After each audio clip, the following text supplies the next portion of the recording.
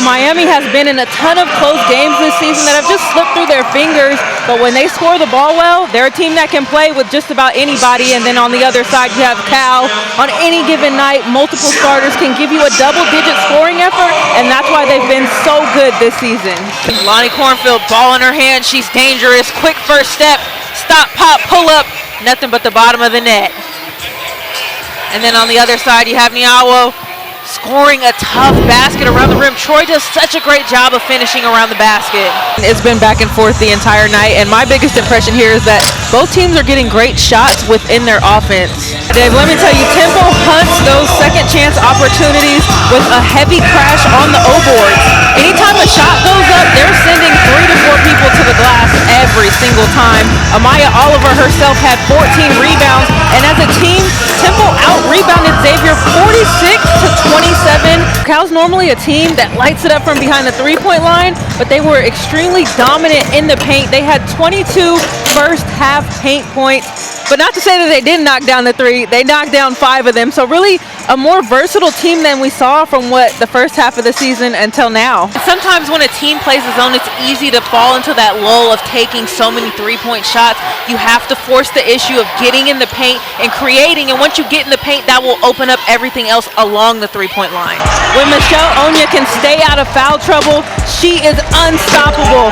Double-double in their last game. 24 points, 10 rebounds, and only 2 fouls. She is an outstanding finisher in the paint, a rim protector, and a tremendous rebounder. She has the ability to duck in the paint, bury the defense, and go get you a bucket. Nothing quite like being able to come home and play where you're from. That doesn't happen often, so for her to be able to come out and have such a big game, 2 crowd silencer plays for more. She gets in there, takes the hit, and 1 going to the timeout. She has been on an absolute tear since her return from injury. Currently 4th in the Mountain West since conference play has started, averaging 18.9 points per game. And the reason that she's scoring the basketball so well is because of her ability to break down the defense and get 2 feet in the paint.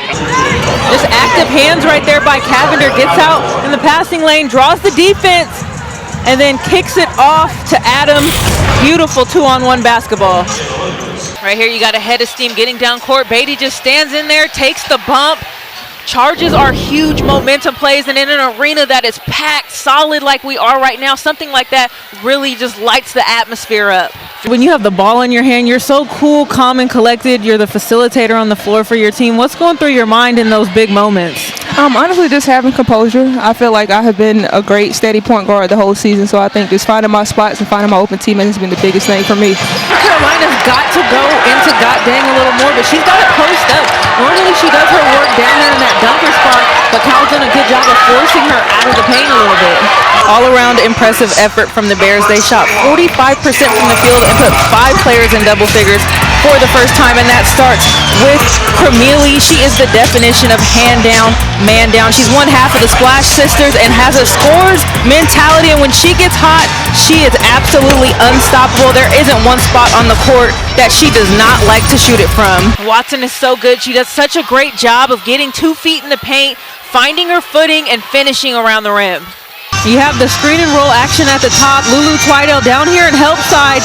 You get the smaller Renaya Kelly up at the top with Onya and Kayla Williams on her. Stay in this trap right here. Onya decides to come back late. Twidell had her covered in the paint and then picks up the foul down low. A big loss for the Cal Golden Bears. Onya now has to go to the bench.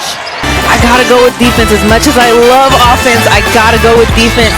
Cal held Florida State to shooting 25% from the field and held the nation's leading scorer to only 3 points in that first half. And then for North Carolina, you have Alyssa Usby, one of the most versatile players in the ACC. She's the only P5 player to lead her team in points, rebounds, assists, and blocks. In their last game, she had 14 points and 10 rebounds, notched her 9th double-double of the season, and she is the do-it-all player for the Tar Heels. Just a big presence down there in the post. Right here, does a great job timing it, gets her hand on the ball, avoids the foul. And that's a great post player down there for you that can avoid those fouls and still block shots. I want to look back right here. We have Suarez in the paint. She draws the second defender right here, and then Onya cuts down to the basket. Great recognition there by Onya. Torres draws the two. Onya recognizes, cuts down to the middle, and scores in the paint. This is why Cal has been so good all season long. We talked about a track meet in the open. That's where Troy is at their best, when they can rebound, run, they get a turnover on one end, they push it down the other end and get to the free throw line.